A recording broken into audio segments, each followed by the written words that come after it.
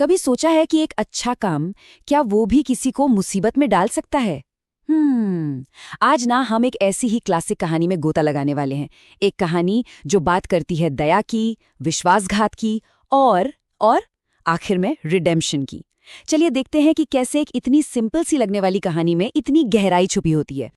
अच्छा, जरा सोचिए, आप कोई अच्छा काम करते हैं और बदले में आपको मिल जाती है एक ऐसी पावर जो आपकी पूरी दुनिया बदल सकती है। कमाल है ना?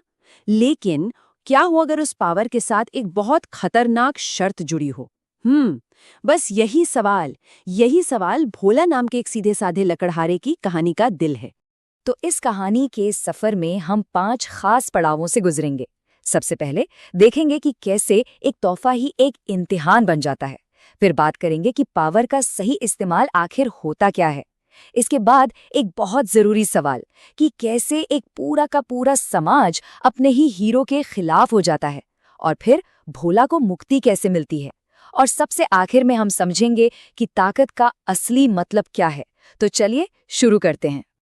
देखिए, हर हीरो की कहानी की एक शुरुआत होती है। हमारी कहानी शुरू होती है भोला से, एक बहुत ही साधारण लकड़हारा जिससे अपने काम से कहीं ज्यादा नेचर की शांति से प्यार था। उसकी दुनिया एकदम शांत थी, सुकून से भरी, जब तक कि एक दिन कुछ ऐसा नहीं हुआ जिसने सब बदल दिया।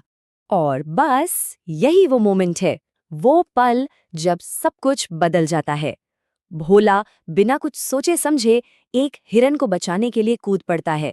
उसे शायद ये नहीं पता था कि वो हिरन बोल सकता है, लेकिन उसे ये जरूर पता था कि एक जान खतरे में है।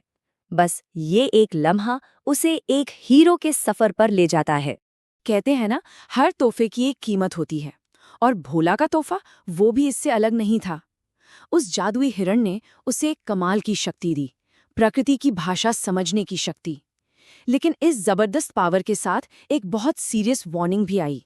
और बस यही है वो शर्त जो इस पूरी कहानी में असली टेंशन क्रिएट करती है। हिरन ने बिल्कुल साफ साफ कहा था, इस पावर का इस्तेमाल सिर्फ और सिर्फ भलाई के लिए करना होगा। और अगर उसने कभी भी किसी का दिल दुखाया तो वो खुद हमेशा के लिए एक सोने के पेड़ में बदल जाएगा।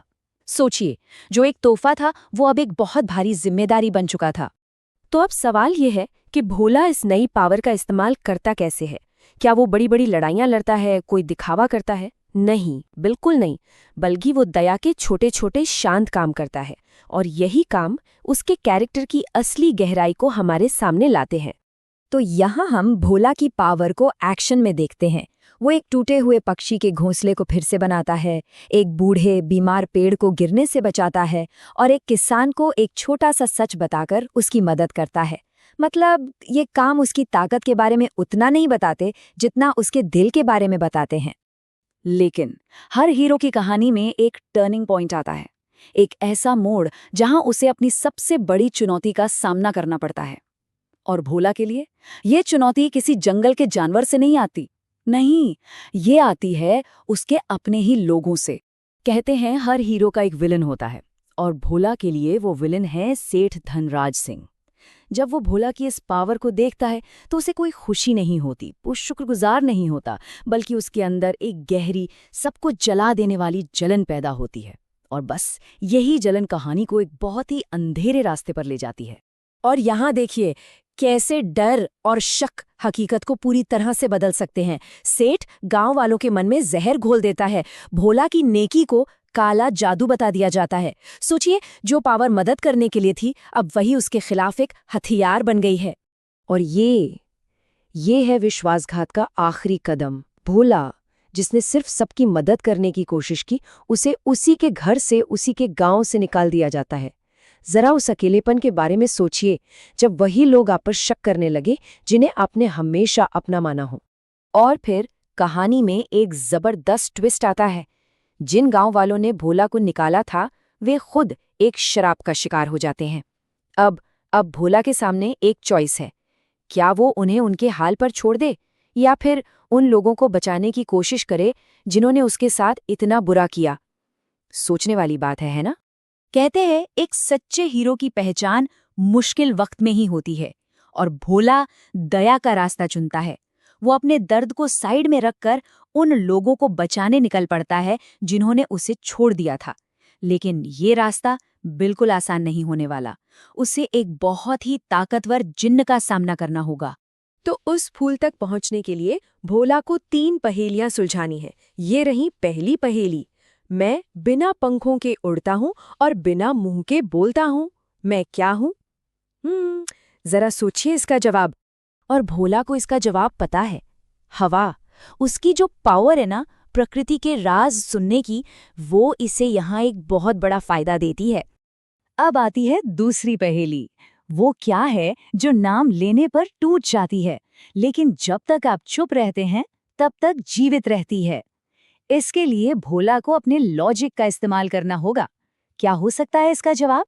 और एक बार फिर वो सही जवाब देता है, खामोशी। मतलब वो जिनकी हर चुनौती को पार करता जा रहा है। और अब आती है आखिरी पहेली। ये सबसे जरूरी है और इसका जवाब इस कहानी के बिल्कुल दिल में छुपा हुआ है। इसका जवाब है विश्वास, ट्रस्ट। बिल्कुल वही चीज जो गांव वालों ने खो दी थी और जिसे भोला अब वापस लाने की कोशिश कर रहा है। इस जवाब के साथ भोला ने ये साबित कर दिया कि वो उस जादुई फूल का असली हकदार है। तो अब वो फूल हाथ में लेकर भोला वापस गांव लौटता है। ये सिर्फ एक फिजिकल जर्नी नहीं है, ये एक इमोशनल जर्नी भी है। माफी की ओर एक सफर। वो उन लोगों को ठीक करने के लिए तैयार है जिन्होंने उसके साथ इतना गलत किया था। और जब गांव वाले ठीक हो जाते हैं और उससे माफी मांगते हैं, तो भोला जो कहता है वो उसकी असली ताकत को दिखाता है। उसकी असली पावर नेचर से बात करना नहीं है, बल्कि माफ कर देने की उसकी हिम्मत है। वो ये समझता है कि गलती मान लेना ही सबसे बड़ी अच्छाई है। तो अगर हम देखें तो भोला की ये कहानी असल में हीरोज जर्नी का एक परफेक्ट एग्जाम्पल है।